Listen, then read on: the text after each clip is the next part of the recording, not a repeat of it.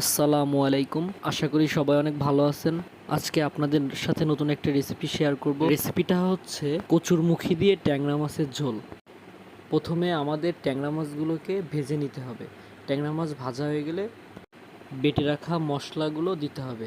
এইখানে আমি ইউজ করছি পেঁয়াজ বাটা, রসুন বাটা, জিরে বাটা, হলুদের গুঁড়া, পরিমাণ মতো লবণ আর ঝালের গুঁড়া। এইটাকে আমি ভালোভাবে কষিয়ে নিয়েছি। মশলাটা ভালো করে কষাই আগে থেকে সেদ্ধ করে রাখা কচুরমুখীগুলো এর ভিতর দিয়ে দিব। এর ভিতর আর একটু কষিয়ে নেব কচুরমুখীগুলো, তারপর কিছুক্ষণ ঢেকে রাখবো। তারপর পরিমাণ মতন একটু পানি দিব। তারপরে আবার 10 মিনিট ঢেকে রাখবো। তারপর যখন ফুটবে তরকারিটা, তখন আমাদের ভেজে রাখা মাছগুলো দিয়ে দিব। আমরা ভেজে রাখা মাছগুলো দিয়ে তারপর আবার 5 মিনিট রান্না করতে হবে। তারপর হয়ে